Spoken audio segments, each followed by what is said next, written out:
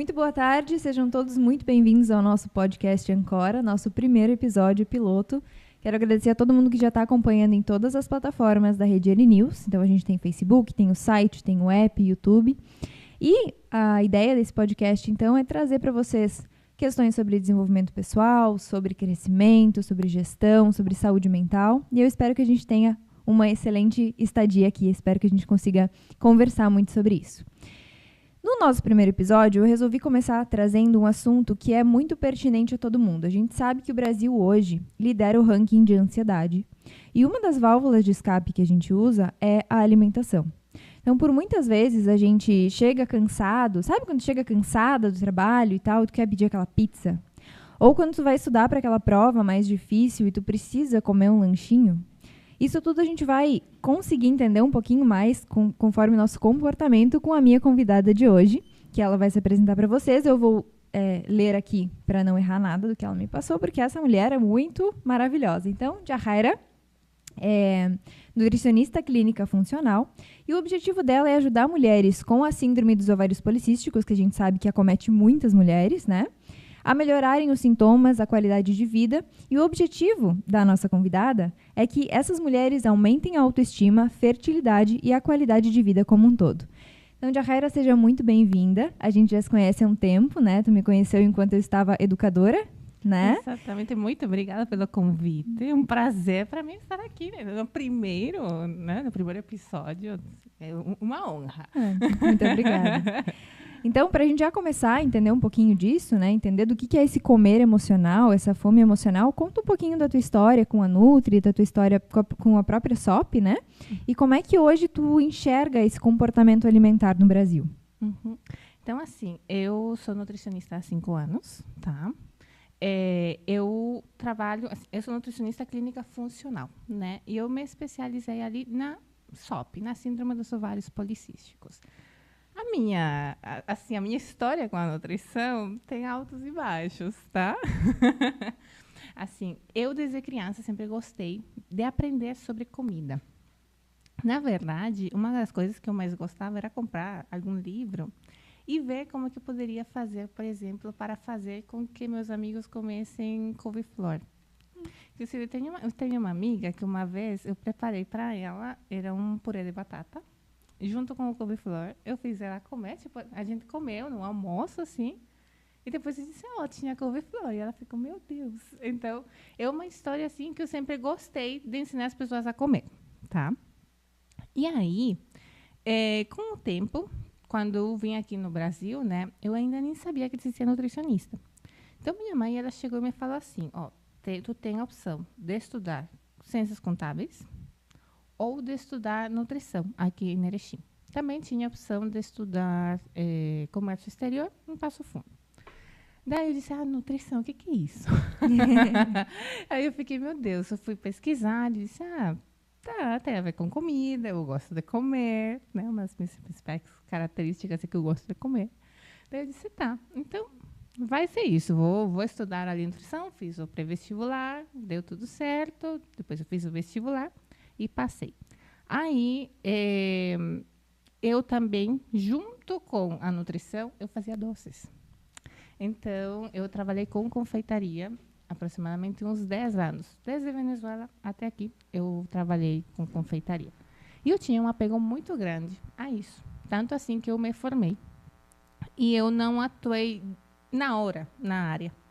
Eu abri um restaurante de comida venezuelana e depois também eu comecei novamente a fazer os doces. E aí, chegou uma hora na que eu comecei a ter vários sintomas que não eram muito agradáveis. Eu comecei a ter muitas dores. Eu fui diagnosticada eu tinha um cisto no meu ovário. Eu não tenho SOP, mas eu tinha um teratoma, que é um cisto enorme, no meu ovário. E eu admito que eu me assustei muito, porque era uma coisa assim, que eu disse, meu Deus, será que eu não vou conseguir ter filhos? E é uma das dores que eu vejo que tem muitas minhas pacientes. O fato delas terem incerteza se elas podem ser mãe ou não. Mesmo que não fosse uma coisa que eu quisesse na hora, eu fiquei assim, tá, agora a decisão não é minha, se eu tenho ou não tenho. Graças a Deus deu tudo certo, a cirurgia, né? Mas quando você tem esse diagnóstico, você entra em pânico. Você não sabe, tipo, o que fazer. E eu fugi da cirurgia durante 2 anos. Não façam isso. Eu fugi da cirurgia durante 2 anos.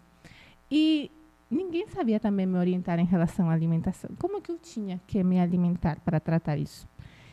É claro que aquele cisto que eu tinha, a minha alimentação naquele momento não poderia ajudar porque ele não era reabsorvível.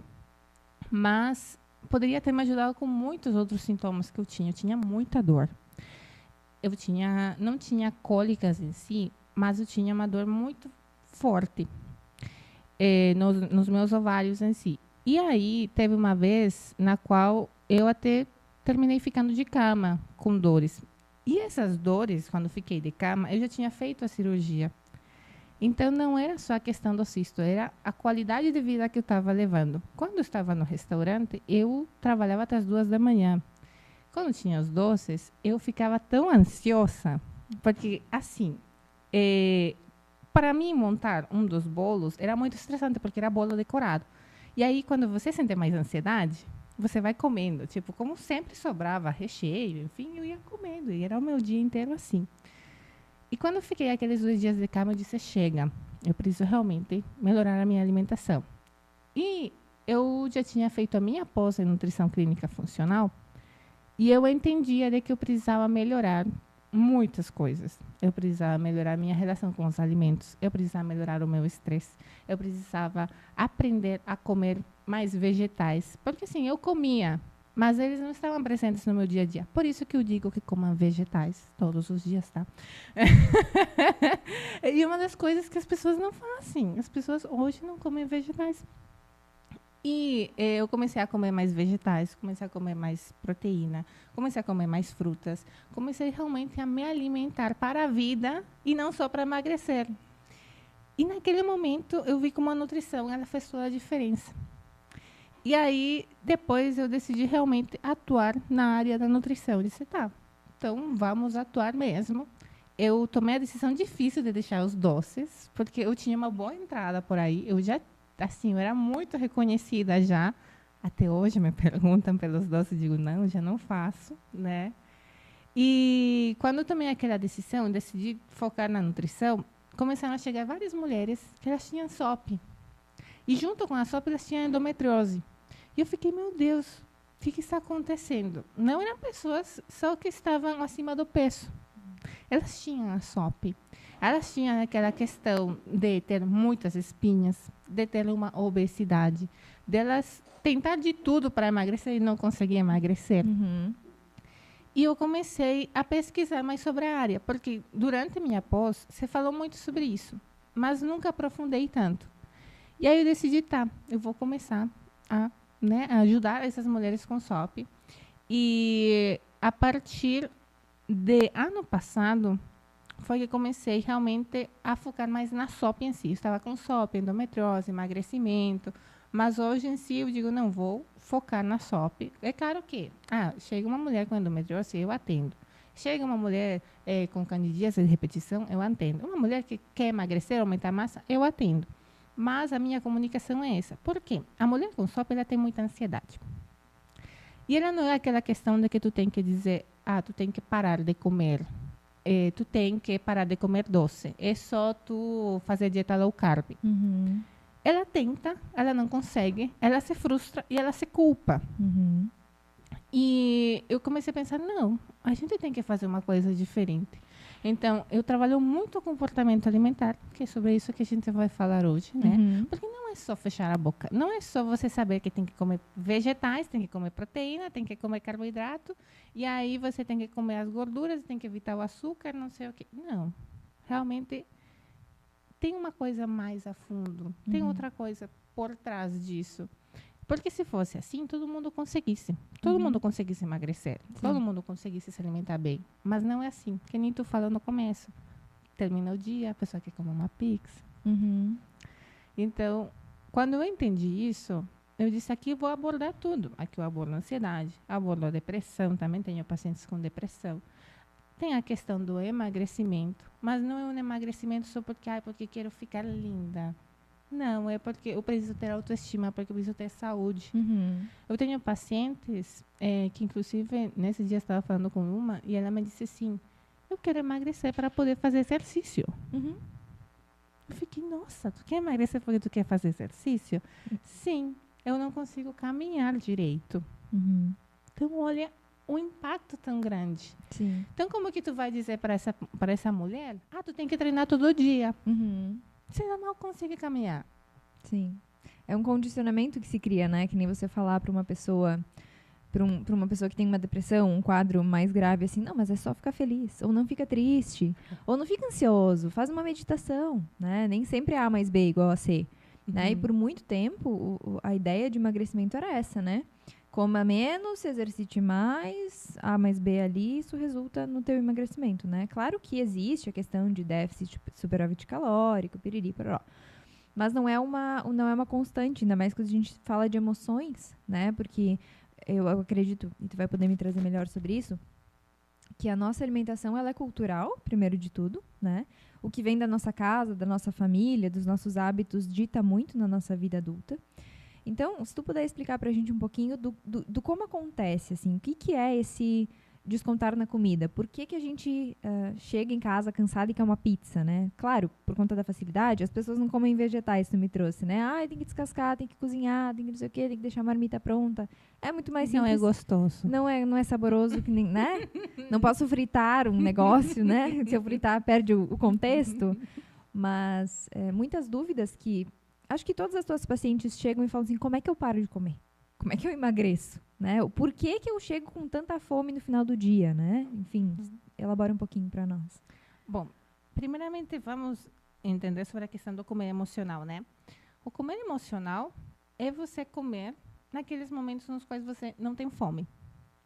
Ou seja, você pode ter uma fome fisiológica, né? Eu estou com uma dor de barriga, comecei a ter dor de cabeça, meu estômago está roncando. Aí uma fome fisiológica você come. Tá tudo bem. Eu tenho um momento de fome. Mas o problema está quando você come por emoções. Ou seja, esse comer emocional é você estar silenciando as suas emoções através da alimentação. Por exemplo, você está sentindo algum desconforto, aconteceu alguma coisa no teu trabalho, né? E você vem e acontece o quê? Eu fiquei triste, ou eu queria ter dito para tal pessoa tal coisa, mas como eu não falei, eu vou engolir as minhas palavras. E como que eu vou fazer isso? Vou comer um doce. Vou comer uma coxinha. Vou comer uma pizza. Por quê? Porque eu não consegui expressar os meus sentimentos. Esse comer emocional, ele acontece tanto quando você se sente triste, quando você tem ansiedade, quando você tem tédio. O tédio acontece muito. Muitas pessoas comem por tédio. Não tem o que fazer agora. Eu vou comer. Vou comer para passar o tempo. Então, esse seria o comer emocional, quando você vai silenciar as suas emoções ou um desconforto através da comida e não quando você está realmente com fome. E como é que você faz, né, para melhorar isso? Primeiramente, a gente tem que identificar, né? Primeiro, você tem que saber, por exemplo, se você, por exemplo, tem a fome emocional, que ela vai vir assim, ela vai vir repentinamente. A gente está aqui conversando, normal, do nada eu fiquei com uma fome. E ela tem que ser solucionada imediatamente. Uhum. Ou seja, eu tô louca para sair daqui e comer um bolo. Uhum. Ou eu preciso pegar uma coisa na minha bolsa e comer. Uhum. Essa fome aí entra como emocional. A fome, como eu falei, fisiológica, ali, por exemplo, ela vai vir de uma forma mais gradativa, né? E aí você vai comer qualquer coisa. Você me oferece um prato de arroz e feijão, eu vou aceitar. Uhum. Mas, se você chega e me oferece um prato de arroz e feijão, eu te digo que eu não quero, porque eu estou pensando numa pizza, no bolo, não é fome fisiológica. Uhum. Quem tem fome realmente come qualquer coisa. E outra coisa que você também pode identificar em questão da fome emocional é, como eu falei, ou tu queria falar uma coisa, daí tu sentiu essa fome. Ou, por exemplo, chega ao final do dia, né? E aí você quer comer aquela pizza. muitas vezes, a fome à noite não tem a ver só com uma questão emocional. A gente também tem que entender isso, porque às vezes você passa desde seu almoço até seu jantar sem comer absolutamente nada, ou apenas comendo uma fruta. Você faz o almoço meio-dia e você pretende jantar às 8 da noite e não ter fome, tipo comer uma saladinha com um frango? Não. Muitas me chegam assim e me dizem, Nutri, eu não sei por que eu chego no final do dia querendo comer até o reboco das paredes. Eu só quero comer. Eu busco, eu abro tudo, tipo, eu abro a despensa da minha cozinha e vou buscando comida. Mas, quando eu pergunto assim, ela não comeu nada, ela comeu só uma fruta. O ideal é que a gente faça um lanchinho mais proteico. Então, por exemplo, dá para fazer uma panquequinha de banana. Não consigo porque eu vou no trabalho e no trabalho não dá para levar. Então pode comer uma fruta, mas leva um iogurte. Não tem geladeira. Então leva umas castanhas para complementar. A gente tem que buscar a forma, né? Outras vezes eu digo assim, se você realmente não tem tempo durante a tarde de comer, então quando você sai do trabalho, aí você come, você faz seu lanche com proteína. E aí depois você vai jantar no seu horário normal. Ou também você já tem que ter as refeições prontas na tua casa. Então você já vai deixar seus lanches reservados e você vai chegar e já vai saber o que vai comer. E não vai chegar em casa abrindo geladeira, abrindo tudo que tem, porque, né? Aí você vai comer a mais. Vai comer tudo que vier na frente, não vai selecionar, né? E fazendo um link com isso, como é importante a gente perceber, se conhecer, né? Trazer autoconhecimento. A ideia aqui também é trazer autoconhecimento, a ideia aqui também é trazer para vocês que nos assistem vários ramos, várias áreas que te permitem entender o teu funcionamento, né? Porque, por exemplo, como tu disse ali, né? Eu trabalho num lugar que eu não posso levar meu lanche e tal, ou eu trabalho num lugar muito estressante, ou eu tenho uma rotina muito puxada, enfim. Tudo bem, tá tudo certo, né? Mas como que você vai conseguir ajustar isso, né? E aproveitando tudo isso que tu falou, te faço mais uma pergunta. Como é que, quando que é a hora de me preocupar, entre aspas? Quando é que você entende que um comportamento alimentar que se instalou pode ser prejudicial, assim? Como é que é o start? Tantas vezes por semana aconteceu um episódio de compulsão. Ou a pessoa chega para você e fala, eu não consigo não comer chocolate, eu não consigo... ou às vezes a pessoa até tem alguma intolerância à lactose, alguma coisa, e ela não consegue, e isso traz malefícios para a saúde dela, né? Então, como é que o teu trabalho consegue identificar esses prejuízos, assim? Quando é que é a hora da gente se preocupar? Bom, isso que tu falou da intolerância à lactose é muito comum, tá? Eu recebo muita paciente com intolerância à lactose. E que tem essa dificuldade de parar com o leite, né?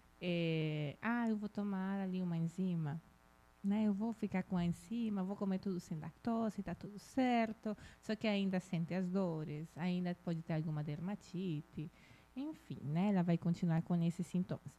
Mas assim, quando que é o momento no que você tem que procurar ajuda? Eu acredito que a pessoa já sabe quando ela precisa de ajuda, só que a gente não quer admitir.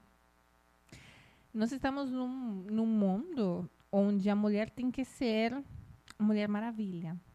Eu consigo fazer tudo. Eu sou autossuficiente, eu posso fazer tudo. E eu não admito que eu preciso de ajuda. E hoje tem tanta autocobrança, e a gente também vê ali nas redes sociais, é só fechar a boca, é só você... ter vergonha na cara, ir treinar, isso você fazer. E daí tu fica assim, meu Deus, é verdade, eu não preciso de ninguém, eu consigo fazer sozinha. Só que você não consegue. E o momento no qual você identifica que você precisa de uma ajuda, tu me falou ali sobre a questão da compulsão. Já tendo um episódio de compulsão por semana, é suficiente para a gente saber que precisa de ajuda. Acontece de vez em quando que uma vez por mês que você teve um momento assim no que você atacou a geladeira, mas depois deu tudo certo, tudo bem. Mas quando você percebe que você já não consegue emagrecer, quando você percebe que você está muito cansada, sem disposição, por exemplo, no caso da mulher com SOP, quando você continua sem menstruar, você já tem ali, já passou 1 mês, 2 meses, não menstrua. Quando menstrua a cada 3 meses. Quando essa acne está tão forte que você já fez tratamento com Roacutan, que já fez um monte de coisa e não sai. Quando você vê que você simplesmente está aumentando de peso e por mais que você faça a dieta não vai, tipo, nossa, eu parei de comer um monte de coisa e ainda continua assim, você precisa de ajuda. Mas assim, como eu falei, não é só sobre isso. Inclusive, hoje eu fiz uma sequência nos stories, no qual eu estava falando sobre o quanto a gente está acostumado a se sentir mal. Uhum. E o sintoma que eu coloquei ali é sobre você se sentir inchada após comer. Quantas pessoas não terminam super estufadas após o almoço, após o jantar? Uhum. Mas eu já acostumei, acho que é normal. Ficam com dor ou ficam com sonolência após comer. Uhum. E daí é normal.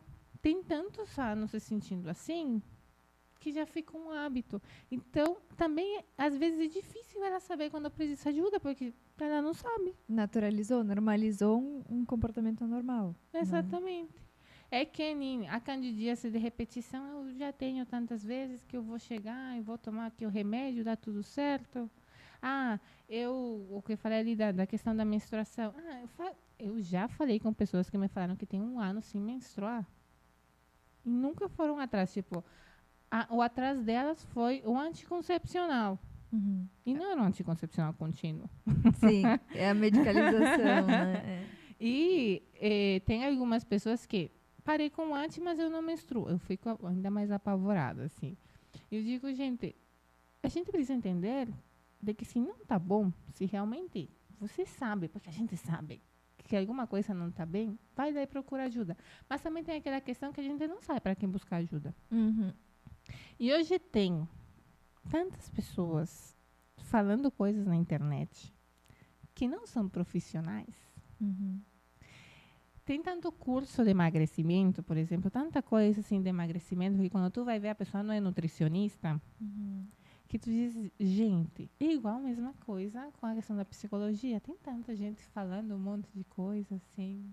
E quando tu vê não é psicólogo nem nada. Uhum. A gente tem dentistas querendo entrar na área da nutrição. Uhum. A gente tem tantas coisas assim que tu diz, gente, mas hoje todo mundo sabe sobre nutrição, né? É isso. Igual hoje todo mundo sabe sobre saúde mental. Sim. Eu gosto muito de trabalhar assim, de encaminhar meus pacientes também para a parte da psicologia. Por quê? Porque minhas pacientes têm ansiedade. Uhum. Eu faço ferramentas com elas de comportamento alimentar. Eu guio elas até certo ponto, onde eu digo para elas, eu ensino elas a não descontar as emoções na comida, mas ela vai descontar em alguma outra coisa. Sim. A válvula de escape só vai trocar de lugar, né? Exatamente. E aí? Quando eu vejo, são coisas que vêm desde a infância. Eu faço ali as ferramentas e digo, opa, tu precisa ir para a terapia. Aqui tem alguma coisa. Uhum. E não sei se temos perguntas ou interações. Caso você queira perguntar, escreve aí pra gente. Que eu tenho certeza que tu chega em casa louca de fome e come alguma coisa. Que eu sei. Quando eu falei que ia fazer esse podcast, esse episódio, todo mundo me mandou coisa. Então agora é a hora. Pode perguntar. Tem o pessoal interagindo com a gente aí, hein? A Mivergani tá mandando boa tarde aí pra nós. A Silvane Zambon, a minha excelentíssima, né? A minha esposa também tá assistindo. Um abraço. A Fábio Valdemarca, boa tarde, seja bem-vinda, Yasmin. Muito obrigada. Isso no Facebook, lá no YouTube, a Mivergani lá também, boa tarde. O Jean Jantar, parabéns, Yasmin. Tá tão incrível que faz a Gabriela Prioli parecer a MC Pipoquinha. Manda um abraço para toda essa galera que tá te acompanhando aí. Na tua estreia, né? Na minha estreia hoje, verdade. Obrigada a todo mundo que tá acompanhando. Para mim é uma honra estar aqui, né? Espero que seja muito bacana, primeiro de muitos. Então, se não temos mais questionamentos, eu gostaria que tu deixasse um recado pro pessoal ali naquela câmera sobre esse momento, assim, sobre autoconhecimento, sobre, se tu pudesse, assim, deixar um recado pro mundo, né, para as pessoas. Fica à vontade. Meu recado para o mundo é o seguinte. É importante que você olhe para dentro de você. Só você sabe o que realmente você está passando. E se você realmente identifica que você precisa de ajuda, se você sabe que as coisas não estão bem, vai lá, procura o profissional certo e vai lá e faz o que ele te diz. O poder de você mudar sua vida, de você mudar sua qualidade de vida, está dentro de você. Mas você precisa ter o seu guia, você precisa ter um guia especializado que vai te levar no seu objetivo. A gente sabe, né, que a gente pode ir rápido, assim, mas você vai chegar mais longe junto da pessoa certa. Exatamente.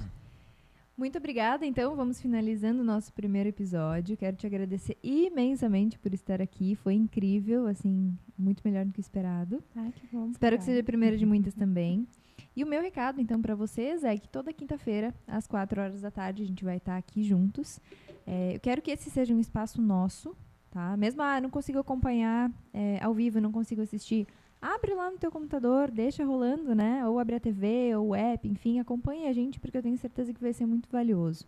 Quero que esse seja um espaço de troca, então todo mundo que eu trouxer aqui vai ser alguém para agregar, né? Eu quero devolver para a comunidade, quero aproveitar esse espaço que o Léo muito gentilmente me ofereceu, né? Que a gente tem a possibilidade de crescer juntos.